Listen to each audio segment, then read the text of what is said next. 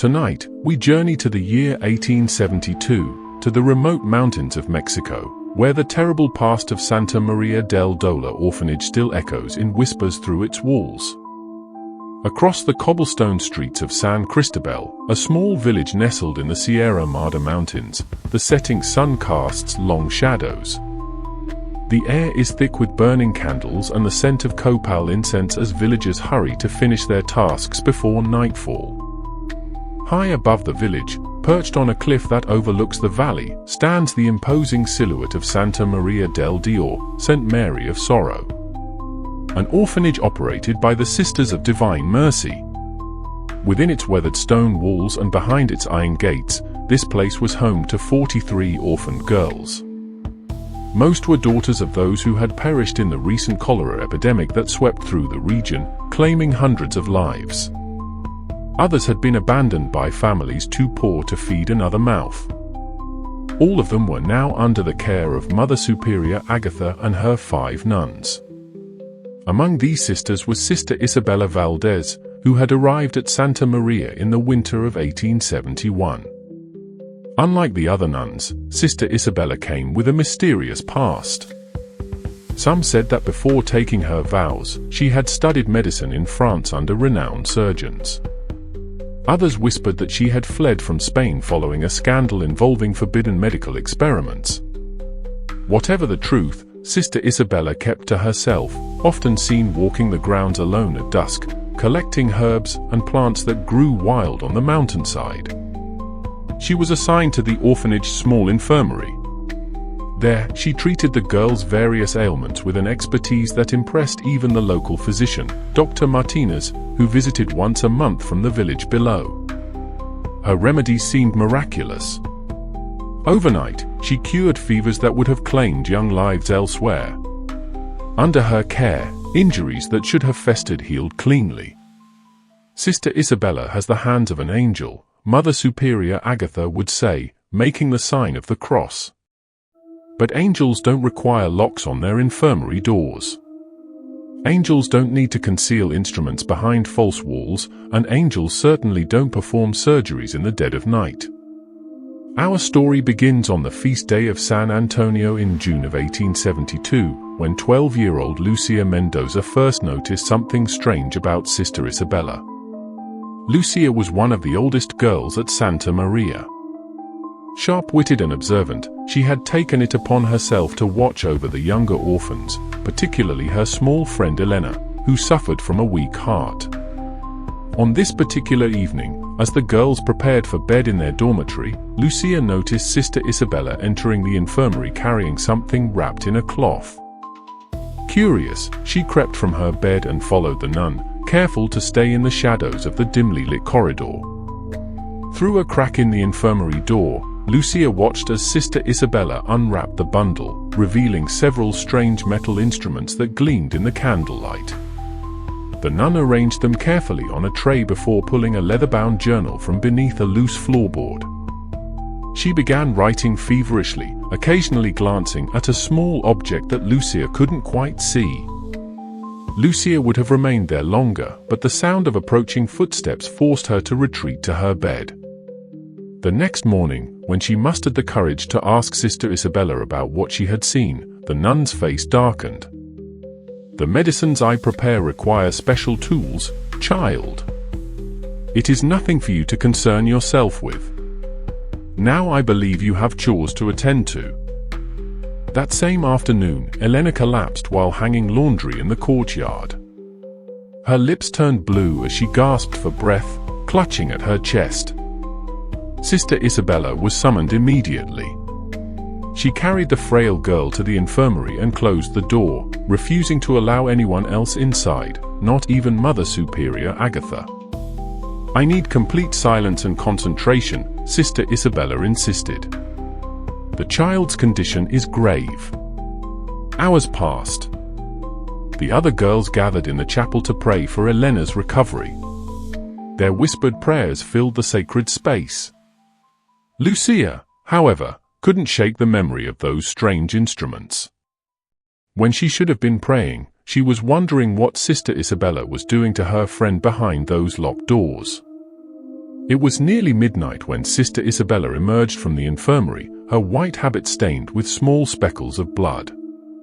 "The child will live," she announced to Mother Superior Agatha. "God has guided my hands tonight." When Lucia was finally permitted to visit Elena the next day, she found her friend pale but alive, sleeping peacefully in the infirmary bed.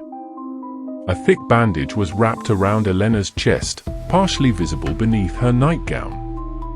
"What did she do to you?" Lucia whispered, though Elena couldn't hear her through her medicine-induced slumber. Lifting the edge of the nightgown slightly, Lucia gasped at what she saw. A thin, precise incision running between Elena's ribs, meticulously stitched closed with thread finer than any sewing Lucia had ever seen. This was, determined to uncover the truth, Lucia began staying awake at night, watching the infirmary from a window alcove that overlooked the courtyard. For several nights, nothing unusual occurred. Then, on the eve of the Feast of All Souls, Lucia observed Mother Superior Agatha and Sister Isabella carrying something heavy into the infirmary. It appeared to be a wooden crate, the kind used to transport goods from the city. The next day, a new piece of equipment stood in the infirmary. It was a contraption of metal and leather that Sister Isabella referred to as a therapeutic bed. It resembled an ordinary bed frame, but with leather straps attached to various points and a system of cranks at one end. For correcting spinal deformities, Sister Isabella explained when Dr. Martinez inquired during his monthly visit. The latest innovation from European hospitals. Dr. Martinez seemed skeptical but didn't press further. As the only physician serving several remote villages, he had little time to investigate unorthodox treatments, especially when the children appeared to be thriving under Sister Isabella's care. After the doctor's departure, Lucia overheard a conversation between Sister Isabella and Mother Superior Agatha that made her blood run cold. "The equipment has arrived just in time," Sister Isabella said. "There are at least 20 more girls here who require intervention." "Are you certain this is God's will, Sister?" Mother Superior's voice trembled slightly. "These procedures, they go beyond traditional medicine." "I have been called to this work, Mother Superior," Sister Isabella replied firmly. "These children have been abandoned by the world. Who will help them if not us? Their deformities and ailments will condemn them to lives of suffering and rejection. I can give them normality. And the risks are minimal with my techniques. I have refined my methods considerably since Vienna. And the pain they endure, they will not remember it. The tincture I administer ensures they sleep deeply through the procedures. A small suffering for a lifetime of improvement." Mother Superior Agatha sighed heavily. "Very well, but we must maintain absolute secrecy. If the bishop were to learn of this, he will see only the results. Healthier children, more likely to be adopted into good families." That night, Lucia couldn't sleep. Vienna. Procedures. Tinctures. The conversation confirmed her suspicions. Sister Isabella was performing surgeries on the orphans with Mother Superior's reluctant blessing. But why? Was it truly to help them, as Sister Isabella claimed? Or was there something more sinister behind these midnight operations? Lucia's opportunity to investigate came sooner than expected. The next morning, Sister Isabella informed her that Elena needed another treatment for her heart condition. The initial procedure was successful, Sister Isabella explained, but a second intervention is necessary to ensure complete recovery. "Will it hurt her?" Lucia asked, unable to mask her concern. Sister Isabella's expression softened momentarily. "She will feel nothing, child. I promise you that." As Elena was escorted to the infirmary that afternoon, Lucia formulated a plan. That evening, after the girls had been sent to bed and the nuns had retired to their quarters for evening prayers, Lucia slipped out of the dormitory. She had discovered a small ventilation grate near the ceiling of the infirmary that connected to a storage closet.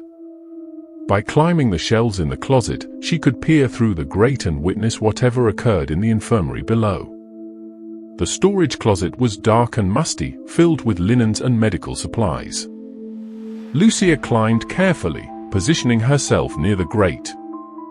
Through the metal slats, she could see the infirmary bathed in the glow of several oil lamps, far more illumination than would be typical for nighttime. Elena lay unconscious on the therapeutic bed, leather straps securing her arms and legs. Sister Isabella entered, but she was transformed. Gone was the humble nun's habit, replaced by a long apron over a simple dress. Her hair, normally hidden beneath her wimple, was tightly bound beneath a cloth cap. Most disturbing was the mask, just as Mariana had described, a beaked apparatus that covered the upper portion of her face. Sister Isabella was not alone. Mother Superior Agatha accompanied her, along with Sister Maria, the youngest of the nuns at Santa Maria. Both wore similar aprons, though neither wore the beaked mask. The tincture has taken effect, Sister Isabella said, her voice slightly muffled behind the mask. She will remain unconscious throughout the procedure. From a cabinet, she retrieved the leather case Lucia had glimpsed months earlier. Opened on a small table, it revealed dozens of instruments, scalpels, forceps, needles, and other tools Lucia couldn't identify. Sister Maria, you will assist me directly tonight, Sister Isabella instructed. It is time you learn these techniques. Mother Superior will monitor the child's breathing. What followed was both fascinating and horrifying. With practiced precision, Sister Isabella cut along the previous scar on Elena's chest. She worked methodically, occasionally requesting instruments from Sister Maria, who handed them over with trembling hands. Observe the heart, Sister Isabella said, using a small metal device to hold the incision open wider. The valve I repaired in the previous surgery has maintained its function, but there is still narrowing of this chamber. Tonight, we will address that. Lucia couldn't see exactly what Sister Isabella was doing, but she could hear her explaining each step to Sister Maria, who appeared increasingly uncomfortable. In Vienna, we would simply replace the damaged valve with one from a cadaver, Sister Isabella commented. But here, we must repair what God has provided. The technique I developed uses a portion of the patient's own pericardium to create a functioning valve. This is extraordinary, Sister Maria whispered. But is it not against God's will to interfere with His creation in such a manner? Sister Isabella's hands never paused in their work as she replied. God gave us minds capable of understanding His creation and hands capable of healing it. Would the Lord provide such gifts if He did not intend for us to use them? For nearly 3 hours, Lucia watched as Sister Isabella operated on her friend's heart, an organ no one should be able to touch without causing death. Yet, Elena's chest continued to rise and fall with shallow breaths. Finally, Sister Isabella began closing the incision with tiny, perfect stitches. The procedure is complete. With this correction, her heart should function normally for many years to come. And she will remember nothing. Mother Superior Agatha asked. Only a dream, perhaps. The mind protects itself from such trauma. Sister Isabella removed her mask, revealing a face shining with triumph. She is the 17th success. Soon all the children in our care will be perfected. Perfected? The word echoed in Lucia's mind as she carefully climbed down from her perch and crept back to the dormitory. Was that how Sister Isabella viewed them? As imperfect beings requiring correction? And what did she mean by all the children? There were 43 orphans at Santa Maria del Diolea. It sounded as if Sister Isabella planned surgeries for every one of them. In the days that followed, Elena once again recovered with remarkable speed. Her lips remained pink even during exertion, and she reported feeling stronger than ever before. Whatever Sister Isabella had done appeared successful, but Lucia couldn't forget what she had witnessed, or Sister Isabella's disturbing choice of words. Perfected. As if the orphans were flawed creations requiring her intervention. Lucia began observing Sister Isabella more closely. She noticed how the nun studied the girls during meals and recreation, her gaze lingering on those with visible differences: Isabella's slight limp, Francisca's recurring tremor, Sophia's misshapen ear. She kept notes in her leather journal, writing when she thought no one was watching. More troubling still was Lucia's discovery of a hidden room adjacent to the infirmary. While searching for a missing hairbrush, she noticed a draft coming from what appeared to be a solid wall. Careful inspection revealed a concealed door left slightly ajar. Inside, Lucia found shelves lined with jars containing specimens preserved in cloudy liquid, objects that appeared to be removed tissues and organs, each meticulously labeled with dates and names. With horror, Lucia recognized the names of her fellow orphans. On another shelf stood a row of leather-bound journals, each filled with Sister Isabella's precise handwriting. Stealing one of the newer volumes, Lucia retreated to a secluded corner of the orphanage gardens to examine its contents. The journal documented each procedure in clinical detail: diagnosis, techniques, outcomes. But interspersed among these medical notes were passages that revealed Sister Isabella's true motivations. Subject 12, Gabriella, has responded well to the cerebral procedure. Pressure on the visual center has been relieved, eliminating her headaches. More significantly, her intellectual capacity appears enhanced. She completed the arithmetic exercises in half the usual time today. This supports my theory that targeted surgical intervention can not only correct deficiencies, but improve natural capacities. Another entry read, "The twins, subjects 14 and 15, present a unique opportunity to test different approaches on identical physiologies." I corrected subject 14's ocular misalignment using the traditional technique while employing my experimental method on subject 15. The latter shows superior results with potential enhancement of peripheral vision beyond normal parameters. The most disturbing passage appeared near the journal's end. Mother Superior grows increasingly concerned about the scope of my work, but she cannot deny the results. These children, abandoned, unwanted, imperfect, are being transformed into superior specimens. Some may question my methods, but future generations will recognize this orphanage as the birthplace of a new understanding of human potential. When my work is complete, these 43 girls will represent the future of medical science. Living proof that the human body can be not merely healed, but perfected through surgical intervention. Lucia closed the journal, her hands trembling. Sister Isabella wasn't simply treating ailments. She was using the orphans as subjects in a series of experiments aimed at perfecting them according to her own disturbing vision. And she planned to operate on every single girl at Santa Maria del Diolea, including Lucia herself. The realization came with a chill that penetrated to her bones. Unlike many of the other girls, Lucia had no visible abnormalities or chronic conditions. She had never required treatment in the infirmary. Yet, according to Sister Isabella's journal, she was scheduled for a procedure the following week. Subject 23, Lucia, presents no obvious physical deficiencies, but her persistent questioning and oppositional tendencies suggest irregularities in the prefrontal region. A minor procedure to modify these tendencies would render her more compliant and receptive to instruction, qualities that would significantly improve her adoption prospects.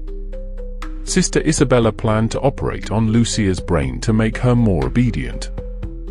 That night, as the orphanage fell silent, Lucia made a difficult decision. She had to find help.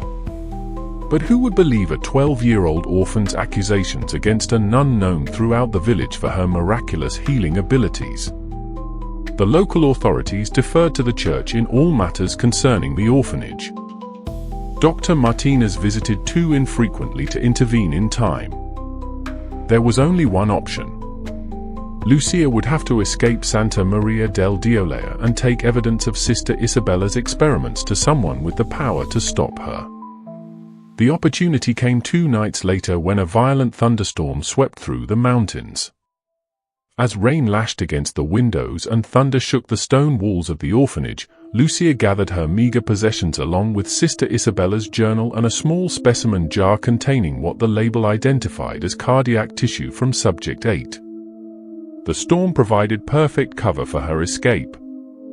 The nuns were occupied with calming the younger children frightened by the thunder, and the howling wind masked the sound of Lucia's footsteps as she crept through the dark corridors toward the kitchen, which had an exterior door used for bringing in supplies. As Lucia reached the kitchen, however, she heard voices. Sister Isabella and Sister Maria were engaged in a heated discussion. "I cannot continue to assist you in this work," Sister Maria was saying, her voice quavering. "What we are doing, it violates everything I believe about God's will." "You've seen the results," Sister Isabella replied calmly. "Children who would have lived lives of pain and limitation now thrive. Is that not God's work? Not like this. These surgeries, these experiments, the risks you take with these innocent lives. Minimal risks, carefully calculated. And the ones who didn't survive. What of Juanita and Teresa? You told Mother Superior they died of fever. But I know the truth." Lucia froze. 2 girls had died. She had assumed the surgeries were dangerous, but to hear confirmation that Sister Isabella had already lost patients and concealed those deaths was chilling. "Unfortunate failures that led to important refinements in my techniques," Sister Isabella said dismissively. "Their sacrifices ensured the success of subsequent procedures." "I cannot be part of this any longer," Sister Maria insisted. "Tomorrow I will speak with Mother Superior. If she will not end these experiments, I will take my concerns to Bishop Montoya during his visit next month." There was a long silence during which Lucia could hear only the pounding of rain on the roof and the racing of her own heart. "I see," Sister Isabella finally said, her voice now cold and precise. "That would be most unfortunate, Sister Maria. Most unfortunate indeed." The change in Sister Isabella's tone made Lucia shiver. She pressed herself against the wall beside the kitchen door, barely daring to breathe as the conversation continued. "What do you mean?" Sister Maria asked, uncertainty creeping into her voice. "Simply that your crisis of conscience comes at a most inopportune time. We are at a critical stage in our work here." "Our work?" "No, Sister Isabella, this is your work, your obsession. It has nothing to do with our calling as brides of Christ." "You speak of calling," Sister Isabella said softly. "I was called to medicine long before I was called to the church. Do you know what I witnessed in the hospitals of Europe? Brilliant minds constrained by superstition and prejudice. Male physicians who refuse to consider innovations proposed by women. Patients suffering needlessly because tradition outweighed reason. That doesn't justify." "It justifies everything," Sister Isabella interrupted, her voice suddenly fierce. "Here in this remote place, I am free to pursue my research without interference. These children, unwanted, forgotten by society, are being transformed into something remarkable. Some may not survive the process, but those who do will demonstrate the possibilities of surgical enhancement beyond mere treatment of disease." "Enhancement?" Sister Maria gasped. "You speak as if you are creating something unnatural." "I am improving upon nature, Sister. Is that not what all medicine attempts to do? There are boundaries we should not cross. Boundaries set by men who fear progress." Sister Isabella's voice hardened. "I had hoped you would understand the importance of this work, but I see now that was a miscalculation on my part." Lucia heard movement within the kitchen and shrank further into the shadows. Through the partially open door, she saw Sister Isabella open a cabinet and remove a small brown bottle. "You seem agitated, Sister Maria. Perhaps a calming tea would help clear your thoughts. We can continue this discussion in the morning after you've had time to reflect." "I don't want tea," Sister Maria said wearily. "My mind is made up." "I insist," Sister Isabella replied, and there was something in her tone that brooked no argument. "Sit, please." Lucia watched as Sister Isabella prepared 2 cups, her back to Sister Maria. With growing horror, Lucia observed her adding extra drops from the brown bottle to one of the cups before bringing them to the table. "Chamomile with honey," Sister Isabella said, placing the cups down. "Mother Superior's favorite remedy for troubled thoughts." Sister Maria hesitated, then reluctantly took a sip. Sister Isabella smiled and raised her own cup in response. They sat in uncomfortable silence as Sister Maria continued to drink. After several minutes, the young nun's eyelids began to droop. "I feel strange," she murmured, her words slurring slightly. "What was in that tea?" "Just a stronger dose of the same tincture I give our surgical patients," Sister Isabella replied, watching dispassionately as Sister Maria struggled to remain upright. "You'll sleep deeply until morning. By then, I will have determined how best to address your concerns."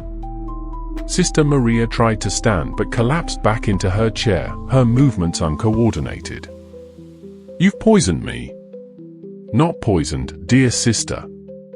Merely sedated, although the distinction matters little to the unconscious mind." As Sister Maria slumped forward onto the table, Sister Isabella calmly collected both teacups and washed them in the basin. Then, with surprising strength, she lifted the unconscious nun and carried her from the kitchen. Lucia remained frozen in place, barely breathing, until the sound of Sister Isabella's footsteps faded completely. Then, fighting her terror, she slipped into the kitchen and through the exterior door into the raging storm. Rain immediately soaked through her thin nightdress as she ran across the orphanage grounds toward the gate. The iron gates were locked at night, but Lucia had discovered months earlier that a section of the perimeter wall had crumbled enough to create a narrow gap, just wide enough for a slender girl to squeeze through. Lightning illuminated her path in brilliant flashes as she reached the wall and began working her way through the opening. The rough stones tore at her skin and clothing, but fear drove her forward until she tumbled onto the muddy path on the other side. Freedom, but also danger. The mountain path to the village was treacherous even in daylight. In a storm, at night, it could be deadly. Still, Lucia began the descent, clutching Sister Isabella's journal inside her dress to keep it as dry as possible. The journey was a nightmare of mudslides, fallen branches, and near-invisible paths. Twice Lucia lost her footing and slid several meters down the steep slope before managing to catch herself on exposed roots or rocks. By the time she reached the outskirts of San Cristobal, dawn was breaking. The storm had passed and Lucia was exhausted, bruised, and covered in mud. She made her way to the village church where Father Domingo was preparing for morning mass. The elderly priest was shocked by her appearance and condition. "Child, what has happened to you?" Lucia could barely speak through her chattering teeth. "Sister Isabella, experimenting on us, surgeries at night, must stop her." Father Domingo ushered her into the small room behind the altar, wrapping her in a blanket and stoking the fire. "Slow down, Lucia. What are you saying about Sister Isabella?" Through tears and trembling, Lucia told her story, the midnight surgeries, the hidden room of specimens, the disturbing journal entries, and finally, Sister Isabella's drugging of Sister Maria after she threatened to expose the experiments. Father Domingo's expression grew increasingly troubled as Lucia spoke. When she finally produced the journal and specimen jar from beneath her sodden dress, he examined them with growing horror. "These accusations are most serious," he said gravely. If what you say is true, Sister Isabella has violated her sacred vows and committed acts that go against God's natural law. You believe me? Lucia asked, hope flickering through her exhaustion. I believe you believe what you're saying, Father Domingo replied carefully. But such extraordinary claims require investigation. These documents and specimens will need to be examined by appropriate authorities. There's no time, Lucia cried. Sister Isabella plans to operate on me next week. And what about Sister Maria?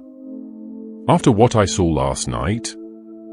Father Domingo raised a calming hand. I understand your urgency. I will send a message to Bishop Montoya immediately. In the meantime, you will remain here under my protection. But Lucia's ordeal was far from over. By midday, Sister Isabella herself appeared at the church, accompanied by Mother Superior Agatha and 2 men from the village. Father Domingo, Sister Isabella called, her voice carrying into the priest's small study where Lucia was resting. One of our children has run away during the storm. We've been searching for her since dawn. Lucia clutched Father Domingo's arm in panic. Don't let her take me back, she whispered. The priest patted her hand reassuringly before going to meet the search party. Through the partially open door, Lucia could hear their conversation. Ah, Sister Isabella, I believe the child you're seeking is here. Thank God, Sister Isabella responded with convincing relief. We've been terribly worried. Lucia is troubled. She has been having disturbing dreams and delusions. Mother Superior and I feared she might harm herself. Delusions? Father Domingo echoed. The child has always had a vivid imagination, Mother Superior Agatha interjected. Recently, however, she has been making alarming claims about medical experiments and secret surgeries. Dr. Martinez believes she may be suffering from hysteria. Dr. Martinez examined her? Father Domingo asked. Just last week, Sister Isabella lied smoothly. He recommended close observation and possibly treatment at the hospital in Mexico City if her condition worsens. Lucia felt her heart sink. They had anticipated her escape. Prepared a story to discredit anything she might say. I see, Father Domingo said slowly. And Sister Maria, how does she fare this morning? There was a brief pause before Sister Isabella replied, Sister Maria has taken ill, I'm afraid. A sudden fever. I've administered medications, but she requires rest and isolation to prevent the spread of infection. How unfortunate, Father Domingo murmured. I should like to visit her to offer spiritual comfort. That would not be advisable at present, Mother Superior Agatha said quickly. The fever appears quite contagious. We wouldn't want to risk your health, Father. Your concern touches me, Father Domingo replied. Now, regarding young Lucia, she has shared some rather disturbing items with me. A journal and a specimen of some kind. She claims they come from your infirmary, Sister Isabella. Another pause, longer this time. Ah, Sister Isabella finally said, her voice betraying nothing. The child has taken my research journal and one of my teaching specimens. The journal contains notes on modern medical techniques I've been studying, perhaps incomprehensible to a child and thus misinterpreted. The specimen is a preserved animal organ I used to teach the older girls about anatomy and God's creation. You teach anatomy to orphan girls? One of the village men asked, sounding surprised. Knowledge of one's body is essential to maintaining health, Sister Isabella replied smoothly. Many of these girls will become mothers someday. Understanding how God has designed the female form helps them appreciate His wisdom. It was a plausible explanation, one that appealed to religious sensibilities while justifying the presence of anatomical specimens and detailed surgical notes. May I see this journal? Sister Isabella continued. It contains years of medical observations that would be difficult to replace. Lucia held her breath, praying Father Domingo would refuse. I believe I should retain these items for now, the priest said carefully, until we can clarify the situation. Father Domingo, Mother Superior Agatha said, her tone hardening slightly. Santa Maria del Diolea operates under the direct authority of Bishop Montoya. Matters of discipline concerning our orphans fall under our jurisdiction, not the parish's. I am well aware of the ecclesiastical hierarchy, Father Domingo replied mildly. However, when a child appears at my door bearing evidence of potential wrongdoing and fearing for her safety, I have both a moral and legal obligation to investigate. The girl needs medical attention, Sister Isabella insisted. She is clearly delusional. Then perhaps Dr. Martinez should examine her here, Father Domingo suggested. I'm certain he could verify your diagnosis. Sister Isabella's voice cooled.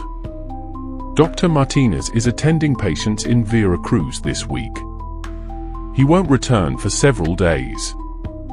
How convenient, Father Domingo murmured so quietly that Lucia barely heard him. Then more loudly, Gentlemen, I thank you for your assistance in this matter, but I believe Lucia should remain here until Bishop Montoya can be consulted. This is highly irregular, Mother Superior Agatha protested. Nevertheless, it is my decision, Father Domingo said firmly. I will send for the bishop immediately. Until then, Lucia remains under the protection of the church. The men from the village, clearly uncomfortable with the tension between the religious figures, mumbled awkward farewells and departed. Mother Superior Agatha made one final attempt to persuade Father Domingo, but eventually left with Sister Isabella, who remained ominously silent. Once they were gone, Lucia collapsed in relief. They're lying about everything, she told Father Domingo. About me, about Sister Maria, about the journal. I suspected as much, the priest said grimly. The Mother Superior seemed genuinely distressed. But Sister Isabella? He shook his head. There is something unnatural in her composure. Father Domingo dispatched a messenger to Bishop Montoya that afternoon, but the bishop's residence was 3 days' journey away. Until help arrived, Lucia remained in the church, sleeping in a small room normally used by visiting clergy and helping Father Domingo with simple tasks. 2 nights later, disaster struck. Lucia was awakened by the smell of smoke and the sound of crackling flames. The church was on fire. She scrambled from her bed to find Father Domingo already in the main sanctuary, frantically trying to save sacred objects from the advancing flames. Lucia, he shouted when he saw her. Get out the back door.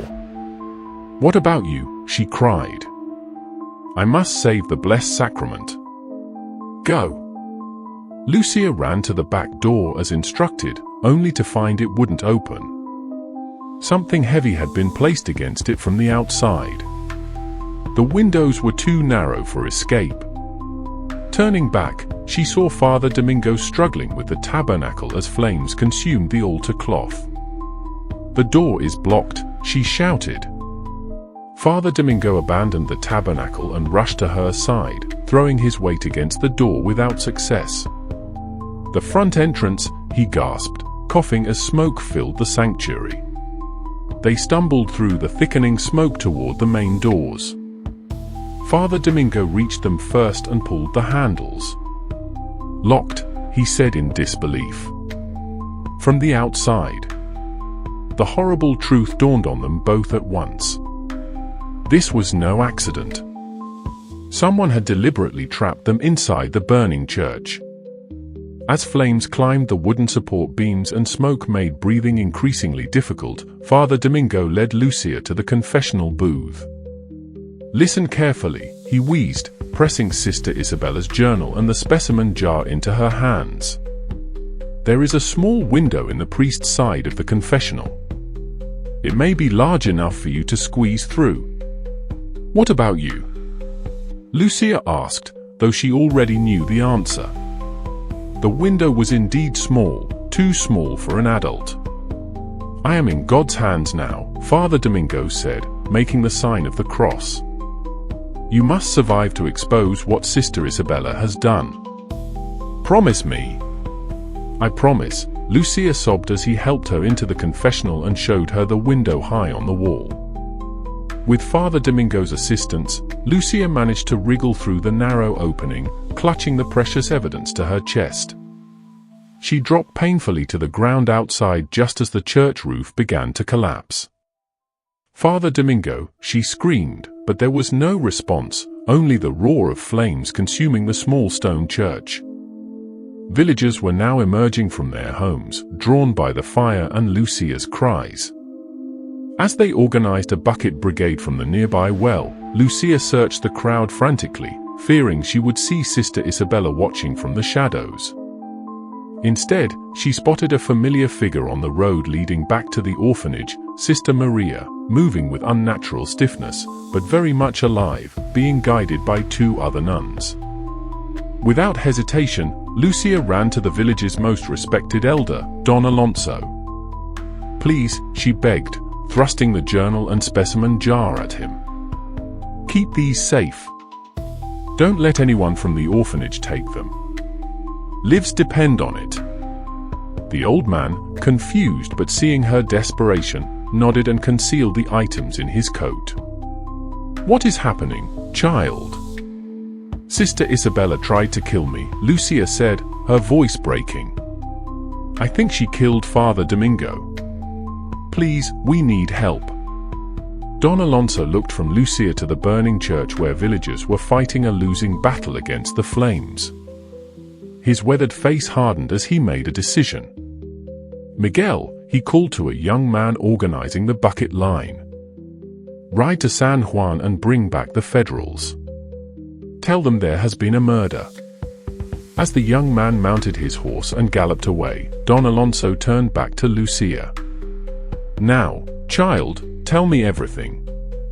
Over the next few hours, as the church burned to the ground and the villagers recovered Father Domingo's body from the ruins, Lucia recounted her story once more.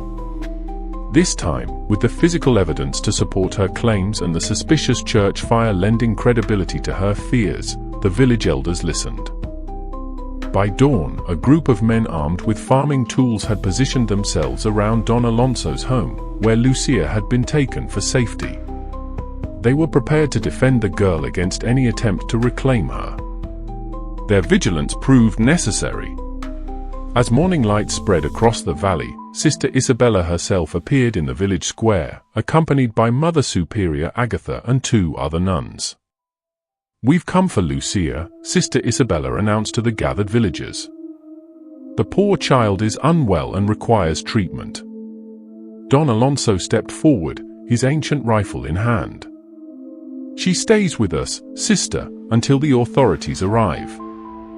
"This is a church matter," Mother Superior Agatha insisted. "The child is under our guardianship." "Not anymore," Don Alonso replied firmly. "Not after what happened to Father Domingo." Sister Isabella's expression remained impassive, but her eyes flashed dangerously. "Are you suggesting we had something to do with the tragic fire?" "That was clearly an accident. Perhaps a candle left burning." Both doors locked from the outside, one of the villagers challenged. "That's no accident." "The girl has been filling your heads with fantasies," Sister Isabella said dismissively. "She is mentally disturbed and requires specialized care." From the doorway of Don Alonso's home, Lucia called out, "What about Sister Maria? What did you do to her?" All eyes turned to Sister Maria, who stood slightly behind the others, her face blank and her movements oddly mechanical. "Sister Maria has been ill," Mother Superior Agatha explained. "She is still recovering." "Sister Maria," Lucia called directly to the young nun. "Tell them what Sister Isabella does in the infirmary at night. Tell them about the surgeries." Sister Maria's vacant expression didn't change. When she spoke, Her voice was flat and monotonous. I don't know what the child means. Sister Isabella cares for the sick with God's blessing. That's not Sister Maria, Lucia said, horrified.